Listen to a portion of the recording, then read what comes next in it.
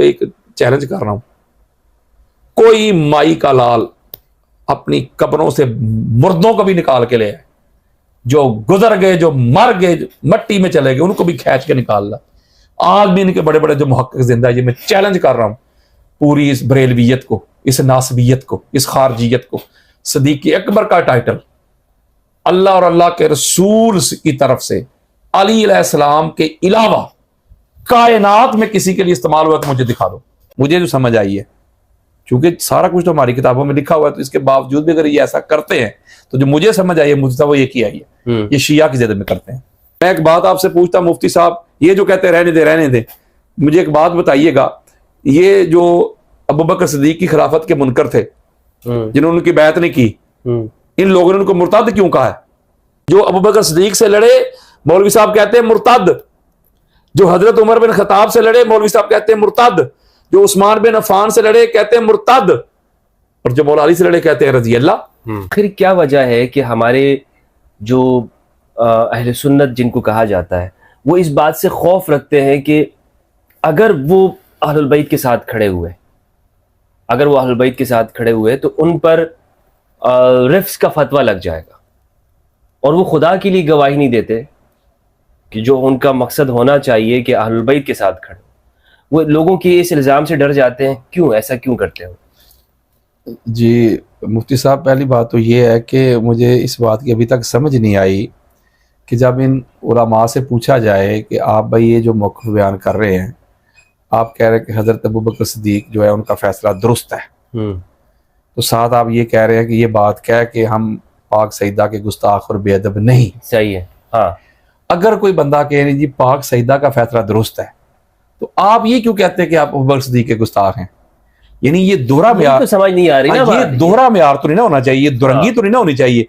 आप हजरत अबू बकर सिद्दीक को हक जान के उनके साथ खड़े होके आप पाक सईदा के गुस्ताख और बेअदब नहीं बन रहा है, तो कोई बंदा, कोई यासीन, कोई मुफ्ती फजल हमदर्द साहब, वो पाक सईदा के साथ खड़े हो जाएंगे, ये हक है, तो आप कहते हैं कि ये अबू बकर सिद्दीक का गुस्ताख है। तो ये असूल के दर से आ गया, ये दोहरा म्यार, ये ड्युअलिटी कहां से आ गई? तो लिहाजा इस सबसे बड़ी दलील ये है, मुझे जो समझ आई है, आपने कहा ये क्यों है, मुझे जो समझ आई है, क्योंकि सारा कुछ तो हमारी किताबों में लिखा हुआ है, तो इसके बावजूद भी अगर ये ऐसा करते हैं तो जो मुझे समझ आई है मुझे वो ये की आई है, ये शिया की जिद में करते हैं। जबरदस्त। बस अच्छा, मुझे लगता है कि ये सिर्फ ये बात नहीं है, बल्कि आगे जितने भी इन्होंने अकायद बनाए हुए हैं ना, मसलन ये जो इन्होंने एक बुनियाद खड़ी की अकायद की, वो शिया जिद के अंदर है। बिल्कुल बिल्कुल ऐसा ही है। और इस पे खैर मेरी एक रिसर्च भी है कि ये जो सुन्नियत जो स्टार्ट हुई है इसकी बुनियादी चीज़ क्या है, लेकिन खैर बहरहाल मैं आपसे ये पूछना चाहूँगा, आपके नज़दीक एक शख्स, अगर आपने कहा कि मैं सुन्नी हूँ, और ये बात मैंने बहुत से उलमा से ही पूछी कि सुन्नी कौन होता है, आप क्या समझते हैं कि अहले सुन्नत की तारीफ क्या है आपके नज़दीक? मुफ्ती साहब, बिल्कुल वही जो मैंने पहले आपको जवाब दिया था, मेरी वही तारीफ है, बिल्कुल सेम एज इट, क्योंकि जो इसका लुग़वी मान है उस पर मैं जाता हूँ।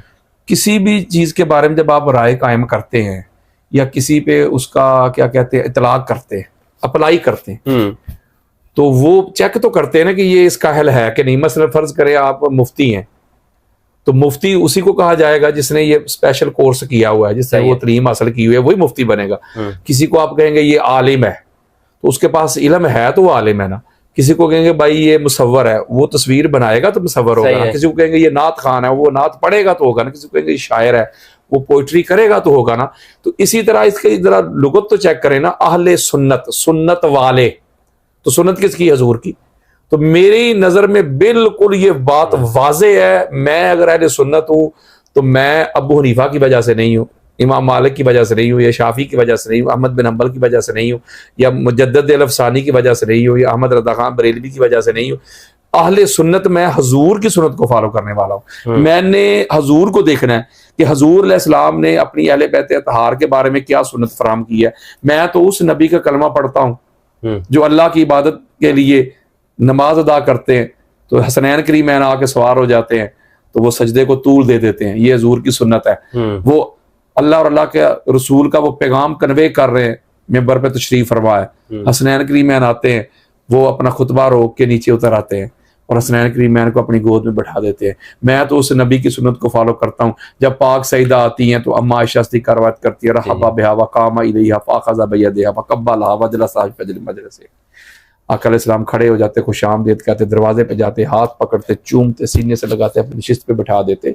तो मैं तो सुन्नी उसे मानता हूँ क्योंकि हजूर की सुन्नत से अहले सुन्नत, जो हजूर की अहले बैत की मोहब्बत से लबरेज खुतबे दे वो सुन्नी, जो नमाज में अहले बैत ताहर की मोहब्बत रख के पढ़े वो सुन्नी, जो पाक सईदा का नाम सुन के गर्दन झुका ले, नजरें नीची कर ले वो सुन्नी, जो पाक सईदा को खता पे कहे वो लानती हो सकता है, सुन्नी नहीं हो सकता। मेरी नजर में बिल्कुल ये क्लियर बात है, इसमें कोई दूसरी राय ही नहीं है। मैं उसी को सुन्नी मानता हूं जो हजूर सलाम को, हजूर की अहले बैत को और हजूर के सहाबा को फॉलो करता है। मौलवियों को फॉलो करने वाले को मैं सुन्नी नहीं मानता।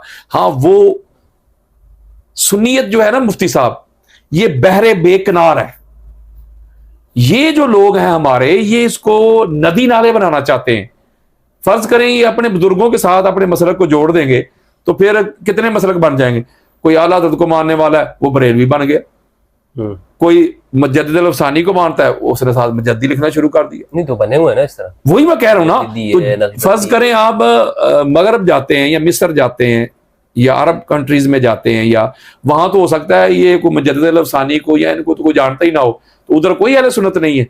इसका मतलब वो अहले सुन्नत किसे कहते हैं? वो जो हजूर को, हजूर के अहले बैत को, हजूर के सहाबा को फॉलो करते हैं, वो अहले सुन्नत है। बल्कि ये अहले सुन्नत का लफ्ज तो बाद में आया, पहले तो शिया का लफ्ज इस्तेमाल होता था। जो लफ्ज आपको कुतुब हदीस में मिलते हैं ना, शिया शिया शिया, वो ये जो आज वाले शिया है ना, ये वो शिया नहीं है, ये मसलक, ये फिक्र का शिया नहीं है। अच्छा, मैं समझता हूँ ये सुन्नी जो है ना वो मौजूद था, लेकिन वो उस्मानी के तौर पर मौजूद। हाँ जी जी, वही ना। तो उससे पहले ये मौला अली के शिया, मौला अली की जमात, मौला अली का ग्रोह, ये मुआविया का शिया, ये मुआविया की जमात, मुआविया का ग्रोह। यानी कि वो इस पॉइंट ऑफ व्यू से ये मरूफ था कि जिसके साथ कोई अटैच है।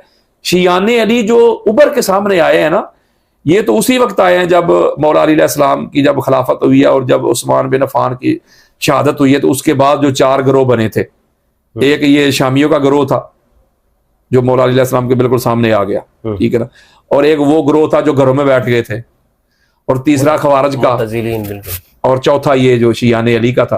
यानी ये उस वक्त उबर के सामने आया। हमने ये पता नहीं शिया सुन्नी, शिया सुन्नी, शिया सुन्नी वाली टर्म कहां से निकाल ली है। मेरे नजदीक असल शिया भी वही है, असल सुन्नी भी वही है, जो हजूर अलैहिस्सलाम को फॉलो करता है, हजूर की अहले बैत को फॉलो करता है, हजूर के सहाबा को फॉलो करता है। अलावा साहब, ये जो आप उस जमाने की बातें करते हैं और जो बहुत सारे लोग ये कहते भी हैं कि जो खास तौर पर आजकल अहले बैत के हवाले से बात आप करें तो कहते हैं यार तुम छोड़ो ना यार, वो तो चली गई, वो सारी जंगी जमल और सिफीन का जमाना चला गया। अब आप 2024 के अंदर हैं, आप क्यों उन पुराने मसाइल को लेके बैठे हैं?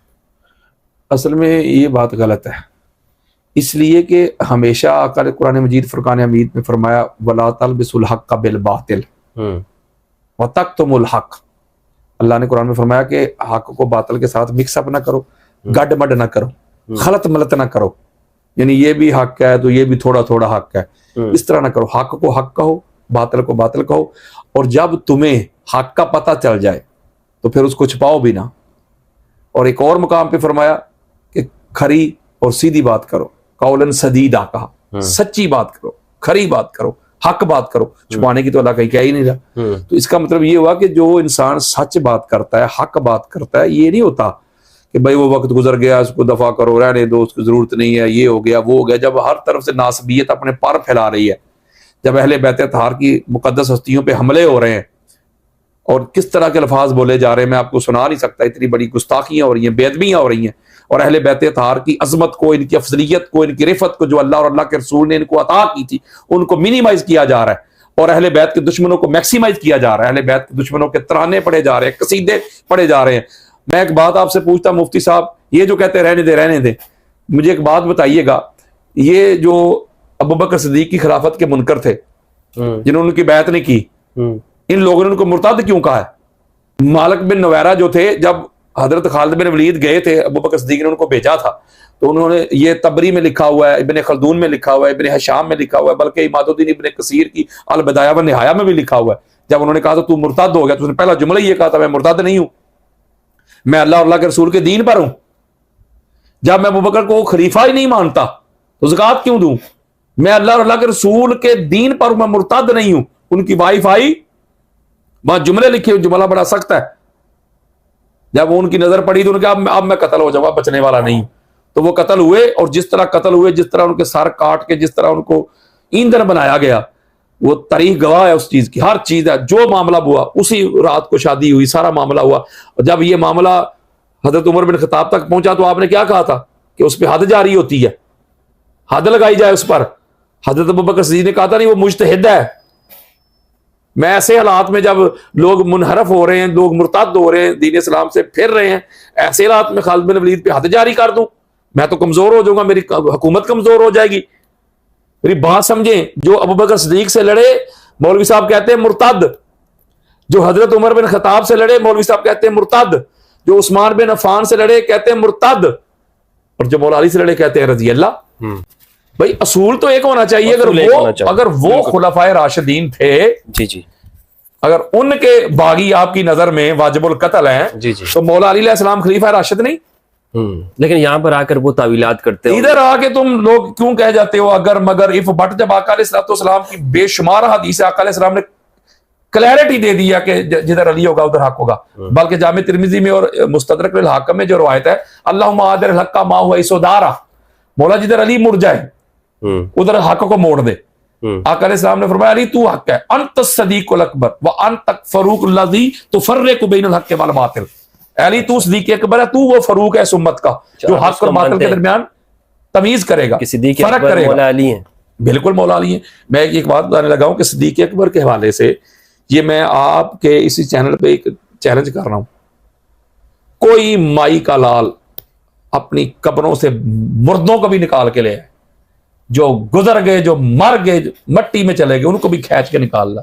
आज भी इनके बड़े बड़े जो मुहक्किक जिंदा है, ये मैं चैलेंज कर रहा हूं पूरी इस बरेलवियत को, इस नासबियत को, इस खारजियत को। सदीक अकबर का टाइटल अल्लाह और अल्लाह के रसूल की तरफ से अली अलैहिस्सलाम के अलावा कायनात में किसी के लिए इस्तेमाल हुआ तो मुझे दिखा दो, मैं सारी जिंदगी मुफ्त आके उसकी नौकरी करूंगा। मैं बात सदीक अकबर की कर रहा हूं, सदीक की नहीं। सही, ठीक, क्योंकि सदीक तो मेरे मुस्तफा करीम के वो सारे सहाबा जो मरते दम तक बुखारी की रिवायत है, उनके वफादार है, वो सारे सदीक, बल्कि कुरान ने कह दिया ना सदीक तो आप भी हैं, मैं भी हूं। कुरान कहता है सूरह अल हदीद में, वल्लज़ीना आमनु बिल्लाहि व रसूलिही उलाइका हुमुस सिद्दीकून, जो अल्लाह पर ईमान लाते हैं, उसके रसूलों पर ईमान लाते हैं, वो सारे सदीक हैं। तो इसका मतलब है सदीक की मैं बात नहीं कर रहा, मैं बात कर रहा हूं सदीक अकबर की। सदीक अकबर, हाँ, वो ताजदार कायनात की जुबान मुबारक से सिर्फ मौला अली अलैहिस्सलाम के लिए टाइटल, ये लक़ब इस्तेमाल हुआ और किसी के लिए नहीं हुआ। तो मैं बात सिर्फ ये आप कर रहा था कि जो दूसरों से जंगे करें, लड़ाइयां करें, उनके बारे में इनका मौक़िफ़ और है।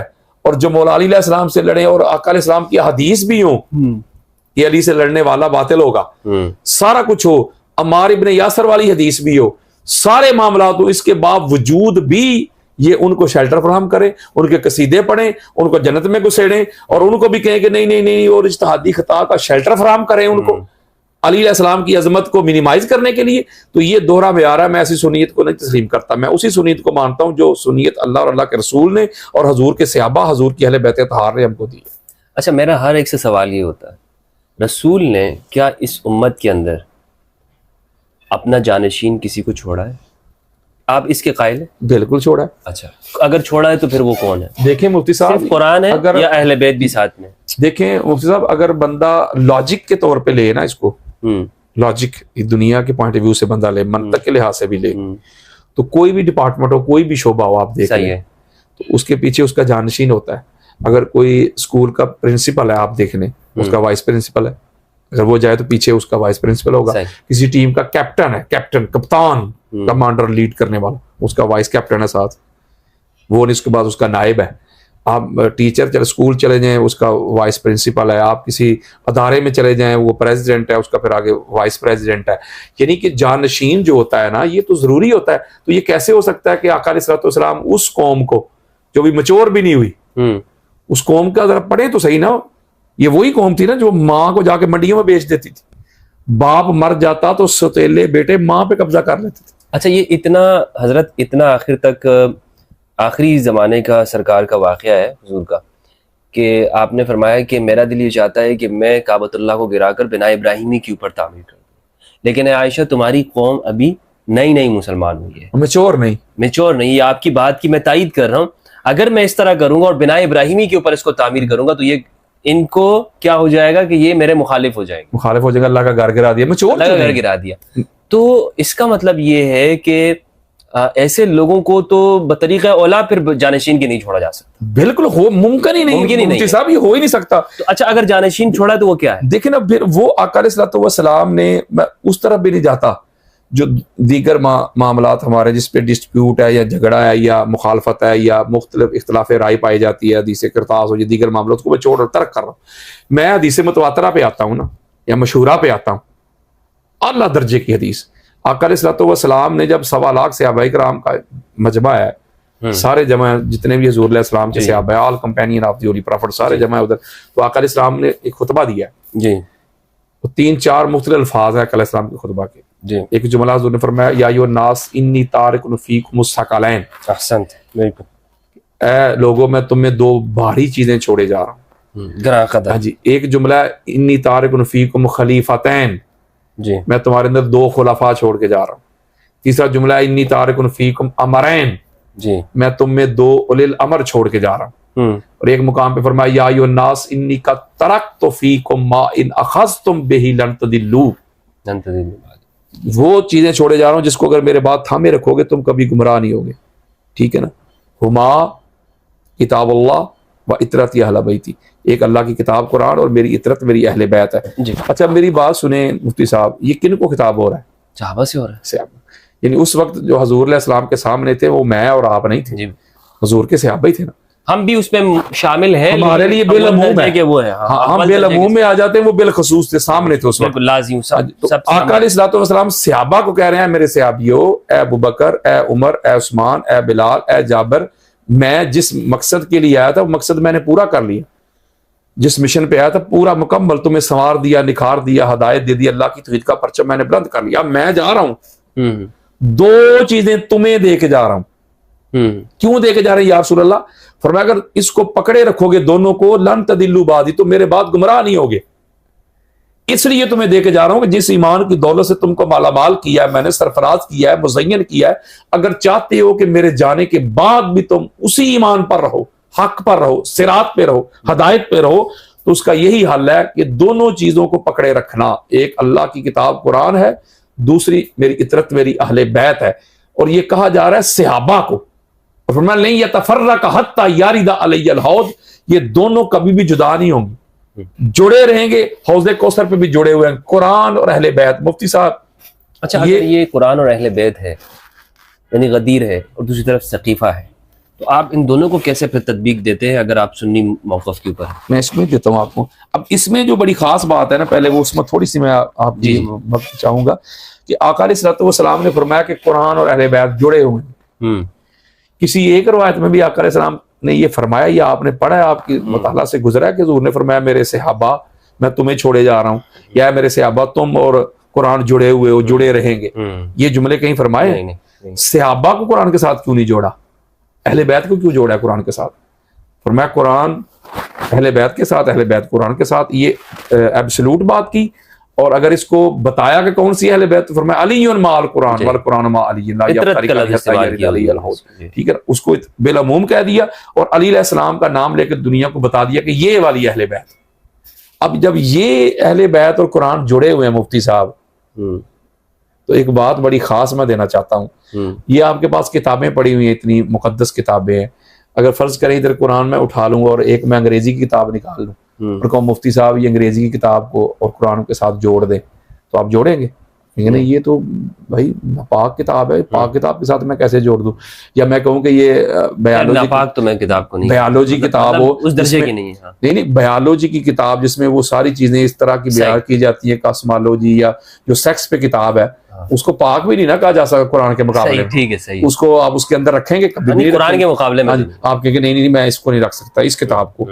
तो अगर मैं आपको 2 कुरान दे दूं तो आप दोनों को एक साथ रख दें, ऊपर रख दें, दूसरा तीसरा चौथा पांचवा, सब तो आप ठीक है। तो आप गौर कीजिएगा कि हुजूर अलैहिस्सलाम ने कहा कि कुरान और मेरी अहले बैत जुड़े हुए हैं, तो पता चला कुरान के साथ जुड़ता वही है जो कुरान जैसा हो।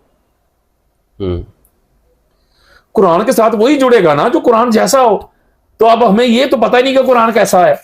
जब कुरान का पता चलेगा कुरान कैसा है तो फिर ये भी समझ आ जाएगी कि कौन कुरान जैसा है। तो अगर कुरान से पूछ लेते हैं कुरान तू कैसा है, ताकि हमें पता चल जाएगा जो तेरे साथ जुड़े हुए वो भी तेरे जैसे। तो कुरान ने कहा मैं मेरी बेशुमार सिफात है, मैं तो परमानेंट पाक हूं, ये भी मेरी सिफत है। बड़ी खास बात है मुफ्ती साहब, ये लोग बातें तो वैसे कर जाते हैं ना, इनको पता ही नहीं कि अहले बैत तहार का मकाम और मर्तबा क्या है। कुरान परमानेंट पाक है। जब आप कुरान पढ़ते हैं फिर भी पाक है, जब बंद करके रख देते हैं फिर भी पाक है। शिया ने पकड़ाओ फिर भी पाक, सुन्नी ने पकड़ाओ फिर भी पाक, हिंदू ने, सिख ने, ईसाई ने पकड़ाओ, कुरान परमानेंट पाक है। अब मुझे बताएं कि अहले बैत तहार के अलावा कायनात का कोई बंदा बताएं कि जिसके पास ये सिफत हो, ये क्वालिटी हो जो परमानेंट पाक। कोई नहीं। इमाम जलालुद्दीन सयूती ख़साइसुल कुबरा में ये रवायत लेके हैं पाक सईदा के हवाले से। अल्लाह। अब मुझे बताया ना किसी मौलवी साहब की बेटी हो, किसी मुहद्दिस की बेटी हो, किसी मुफस्सर की बेटी हो, किसी सहाबी की बेटी हो, जब मखसूस अय्याम में होती है उस पर शरीयत की हद लागू नहीं होती। अल्लाह के घर में दाखिल नहीं हो सकती, नमाज नहीं पढ़ सकती जब तक वो तहारत ना ले ले, हैज़ो नफास से निकल ना जाए। इमाम जलालुद्दीन सयूती ये रवायत लेके आए हैं कि जब मौला हसन अलैहिस्सलाम का ज़हूर हुआ, चलो ज़हूर से किसी को मसला विलादत हुई तो बीबी पाक ने नमाज का वक्त हुआ, नमाज अदा की। मौला हुसैन का विलादत हुई, नमाज का वक्त हुआ, नमाज अदा की। हत्ता ला तफूतुहा सलातुन व कज़ालिका सुम्मियत ज़हरा, जिसकी जिंदगी की कोई एक नमाज कज़ा भी ना हो उसे फातिमा बतूल ज़हरा कहते हैं। और ये फिर बड़ी मरूफ रवायत है, बड़ी मुतवातिरा रवायत है, आपने भी सुनी होगी। आका अलैहिस्सलाम जब मस्जिद नबवी में दरवाजे बंद करवाए थे, जी जी जी, खबरदार खौखा कोई और नहीं जा सकता, हसवाए इनके कद बय्यनतु लकुमुल अस्मा, हुजूर ने फरमाया मैंने तुमको नाम बता दिए, इनके अलावा और कोई किसी को इजाजत नहीं।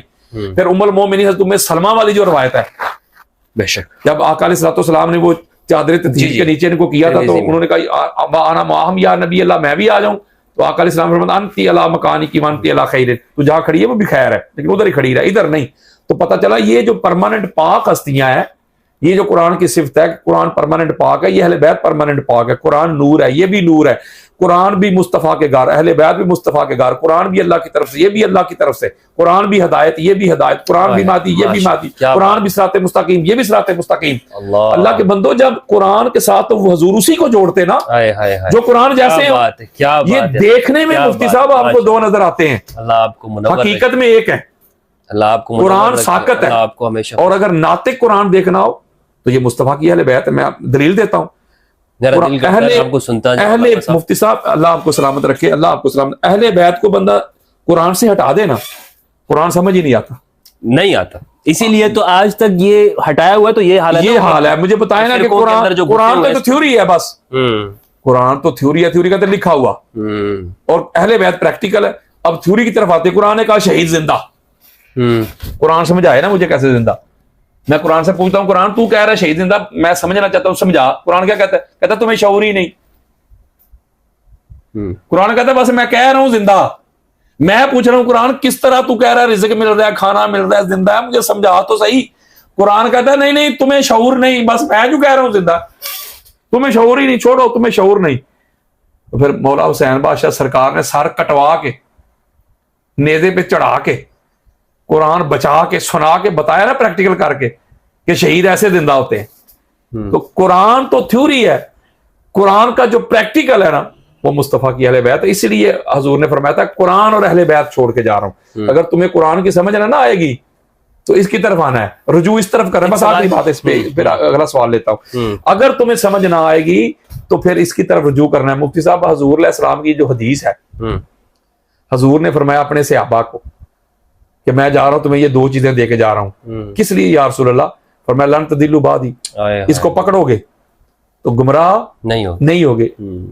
एक जुमला है, पता चला जो बंदा कुरान या अहले बैत को छोड़ दे, बड़े से बड़ा बंदा क्यों ना हो, बड़े से बड़ा बंदा वो कितना बड़ा रज़ी अल्लाह क्यों ना हो, कुरान और अहले बैत को सहाबा इकराम का किनसे खिताब हो रहा है? उनके ऊपर लाज़िम बात, सहाबा से खिताब हो रहा है ना।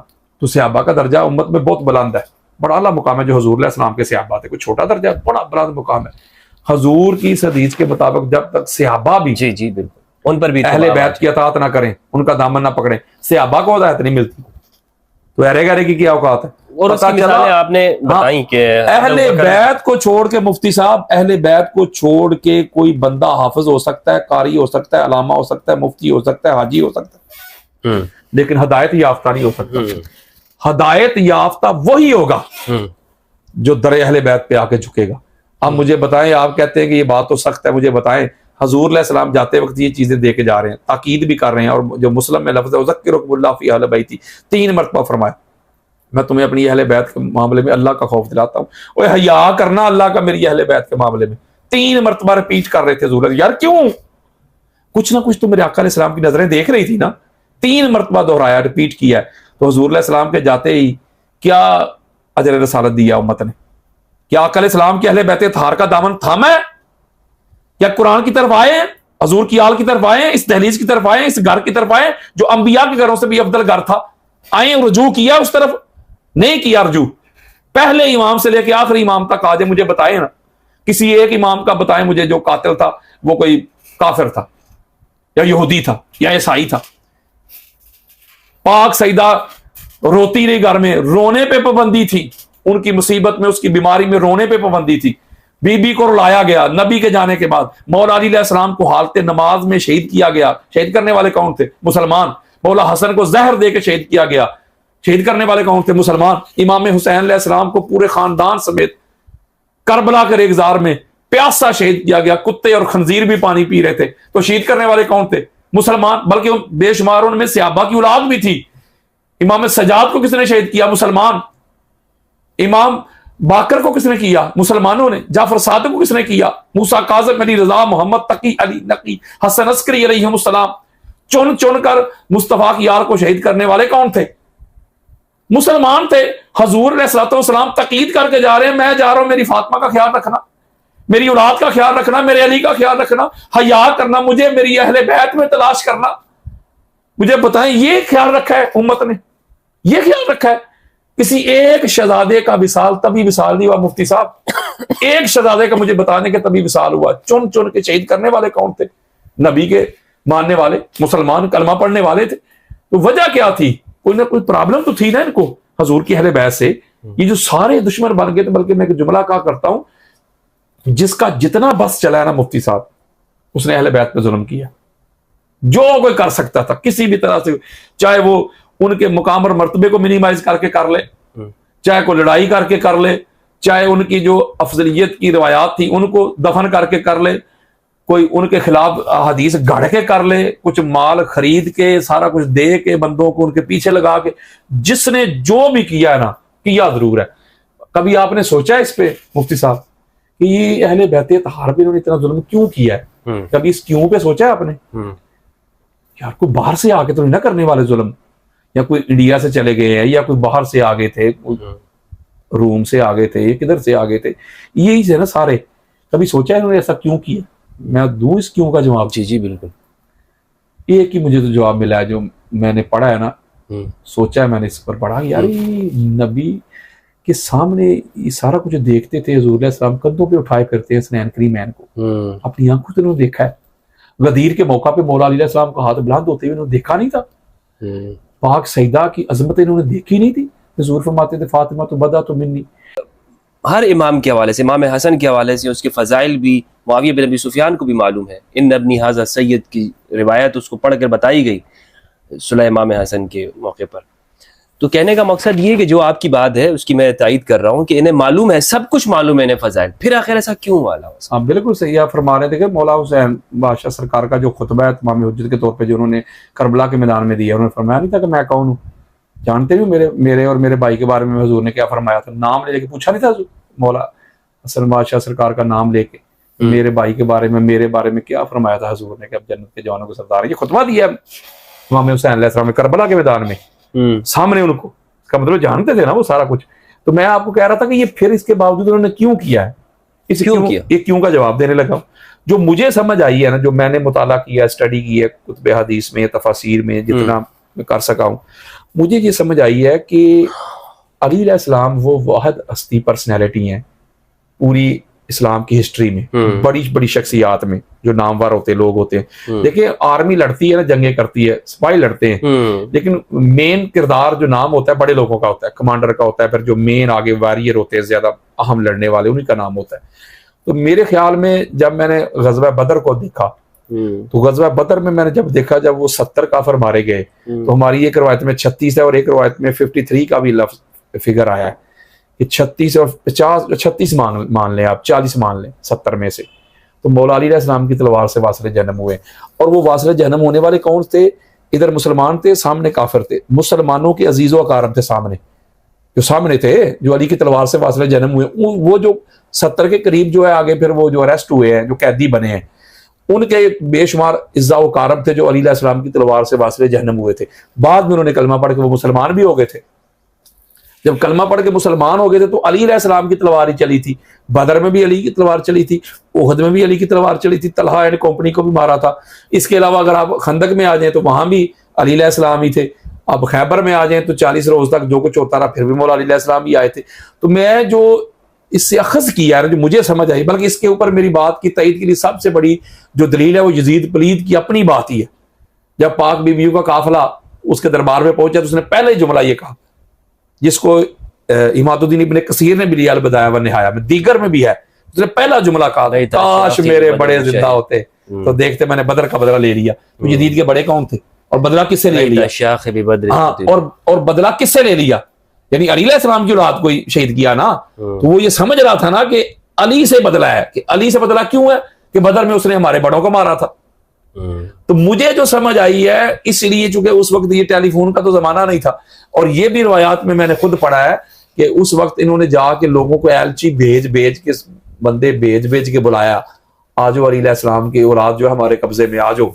यानी इनको बुलाया गया, यानी समझने के जो आपकी जिस बंदे ने कभी कुछ किया ही ना हो, मुफ्ती साहब, जिंदगी भर उसने कभी किसी मच्छर ही ना मारा हो, किसी को कत्ल ही ना किया हो, तो उसके बारे में किसी के दिल में क्या मैल आएगा, या हसद आएगा, या बुग़्ज़ आएगा, या दुश्मनी आएगी, या दावत आएगी? उस बंदे ने किए कितने उलमा है अहले सुन्नत में जी। तो मुफ्ती फजल अहमद की मुखालफत क्यों है? इस्लाम की तलवार जो है वो याद थी ना। किसी बंदे ने कुछ किए, मच्छर भी ना मारा हो, तो उसकी क्या दावत होगी भाई? जब किरदार ही मौला अली अलैहिस्सलाम के हर जंग में, मैं जुमला कहता हूँ कि कभी खुदा किस्म मेरा सीना फटता है, ये जो लोग इतनी मुखालफत करते हैं और आज तक तसलसल है उनका, उनको वजूद अली मुर्तज़ा से तकलीफ थी, आज उनके जो जानने वाले हैं या मानने वाले हैं उनको अली के जिक्र से तकलीफ है। कभी आपने सोचा कि मौला अली अलैहिस्सलाम ने, यार इनका बिगाड़ा क्या है, अली की औलाद ने? कभी सोचे मुफ्ती साहब? आका अलैहिस्सलाम की गोद में पले हैं अली अलैहिस्सलाम, और मौला अली अलैहिस्सलाम का एक जगह मैंने जुमला पढ़ा, वो फरमाते हैं कि जिस तरह ऊंटनी का बच्चा, छोटा बच्चा जब रो के अपनी माँ के पीछे पीछे नहीं चलता, एक रिवायत में कहते हैं जब बच्चा छोटा होता है तो अपनी माँ का पल्लू पकड़ के नहीं पीछे पीछे चलता, मौला फरमाते हैं इस तरह रसूलुल्लाह का पल्लू पकड़ के पीछे पीछे चलता था। और जब भी कोई मुसीबत की घड़ी आई या परेशानी की घड़ी आई, हुजूर अलैहिस्सलाम पे सिर्फ अली खड़े नजर आए। जब बच्चों को कुफार पीछे लगाते थे, उस वक्त भी हुजूर के नासर बन के, मुहाफिज बन के अली थे। जब बिस्तर रसूल पे जहां पत्थरों की बारिश होनी थी, जब सारा मक्का तलवारें लेके आ गया था कि नबी को कत्ल कर देना, तो उस वक्त नबी के बिस्तर पे, नबी का वो बिस्तर के चादर ओढ़ के कौन सोया है? अली। जब सारे चले गए थे गज़वा उहद में, कोई नहीं रहा था, अपना दोस्त यार बगाने सारे चले गए थे, तो कौन खड़ा था? अली। खंदक में कौन था? अली। बदर में कौन था? अली। अली अलैहिस्सलाम के साथ इतनी अदावत, इतना हसद, इतना बुग़्ज़, इतना कीना बगाड़ा गया अली ने और अली की औलाद ने। इनको ये हिदायत की तरफ लाए हैं मौला अली अलैहिस्सलाम। ये अली अलैहिस्सलाम का कसूर और जुर्म है। इनको कुरान सिखाया है, कुरान की तशरीह दी है, इनको कुरान मजीद फुरकान हमीद की तंजील और तावील सिखाई है। इनको अली अलैहिस्सलाम ने इस्लाम का परचम बुलंद करके दिया है। इनकी बेटियों को शेल्टर फराहम किया अली अलैहिस्सलाम ने, इनके अखलाक को संवारा, इनके किरदार को संवारा, इनकी गुफ्तार को संवारा, इनको जहन्नम से निकाल के जन्नत के रास्ते पे डाला अली ने। इनके बच्चों की हिफाजत की अली और मुर्तजा ने, ये अली का कसूर था। इनको ईमान की दौलत से माला माल किया अली ने, ये अली का कसूर था। कुरान की हिफाजत की, कुरान को जमा किया, इकट्ठा किया, ये अली का कसूर था। उनको नमाजें पढ़ना सिखाई, ये अली का कसूर था। अली की औलाद ने, अली के बाबा ने तन मन धन लुटाया दीन इस्लाम की खातिर, ये अली का कसूर था। मुझे जुर्म तो बताएं अली अलैहिस्सलाम का। कौन सा जुर्म है जो सारे यार लोग लेके लठ लेके उसके पीछे लगे रहे, आज तक इनका गुस्सा ही यार ठंडा नहीं हो रहा। कहीं मौला अली अलैहिस्सलाम के रोजा पाक की बेहुरमती हो रही है, कहीं पाक सईदा के 8 शवाल का दिन है आज, उनके दरबार की, उनके मजार की बेहुरमती की कलमा पढ़ने वालों ने। वो कौन सी तकलीफ है इनकी मुफ्ती साहब? अली की बेटियों को हाथ बांध के बाजारों में घुमाकर भी इनका गुस्सा ठंडा ही नहीं हुआ। अली अलैहिस्सलाम के बेटों को ज़िबा करके उनकी लाशों पे घोड़े दौड़ा कर भी इनका यार सीने ही ठंडा नहीं हुआ। और कहते हैं हम मुसलमान, हम नबी का कलमा पढ़ने वाले, नमाजें भी पढ़ते थे, नमाज में जिन पर दरूद पढ़ते थे। ये कौन सा दीन है? ये कौन सा इस्लाम है? ये कौन से कुरान की बात करते हैं, कौन से नबी की बात करते हैं? ये ना नबी को मानते हैं, जो अली को नहीं मानता वो ना नबी का कुछ लगता है, ना कुरान का कुछ लगता है, ना दीन का कुछ लगता है, ना इस्लाम का कुछ लगता है। क्योंकि इसीलिए मेरे आका अलैहिस्सलाम ने ईमान को जोड़ ही अली के साथ दिया था। मेरे आका जानते थे और मेरे आका ने फरमाया था कि अली मेरी उम्मत तेरे साथ गद्दारी करेगी। मेरे आका जानते थे जो कुछ होने वाला है, मेरे आका ने फरमा दिया था, एक एक लफ्ज फरमा दिया था मेरे आका ने। इसलिए मेरे आका ने फरमाया था कि मोमिन फकत वो नहीं होगा जो कुरान की बड़ी तिलावत करेगा, मोमिन फकत वो नहीं होगा जो नमाजें बड़ी पढ़ेगा, मोमिन फकत वो नहीं होगा जो अल्लाह को एक मान लेगा। फरमाया मोमिन फकत वो होगा अली जिसके दिल में तेरी मोहब्बत होगी। अली की मोहब्बत को, मुवद्दत को आका अलैहिस्सलाम ने ईमान के साथ जोड़ के अटैच कर दिया, दुनिया को पैगाम दिया कि फकत नमाजें, रोजे, हज, ज़कात ये ईमान के लिए काफी नहीं है, इनके साथ अली की हुब होना भी जरूरी है। तो मैं समझता हूँ जितना जुल्म, जितना सितम इन लोगों ने आज तक, ये पूरा कौम, मुझे तकलीफ इसलिए होती है आज ये हमारे सुन्नियत के लिबादे में छुपे हुए वो लोग, वो काली भेड़े जिन्होंने सुन्नियत का लिबादा ओढ़ लिया हुआ है और डिफेंड करते हैं उनको जिन्होंने सारी जिंदगी मौला अली अलैहिस्सलाम की मुखालफत की है और मिंबरों पे मौला अली अलैहिस्सलाम को सब शितम करते थे। मुफ्ती साहब, आका अलैहिस्सलाम ने फरमाया था उम्मुल मोमिनीन तुम्हें सलमा रवायत करती मन सब्बा अलीन फकत सब्बानी, जिसने अली को सब किया, अली को गाली दी, कोई भी माना कर लो इसका, कोई भी माना कर लो। हुजूर अलैहिस्सलाम ने फरमाया जिसने अली के बारे में जो जुमला का, वो अली को नहीं मेरे बारे में, मुझे बताएं ना फिर नबी को सब करने वाले रज़ी अल्लाह होते हैं कि लानतुल्लाह होते हैं? इनको समझ ही नहीं आती किसको कहते हैं। जी सब का माना तनकीद है, सब का माना ये है कि चलो अगर सब का माना वहां तुम तनकीद कर रहे हो तो मन सब बनी फकत सब, हाँ जी, मन सब अली फकत सब बनी।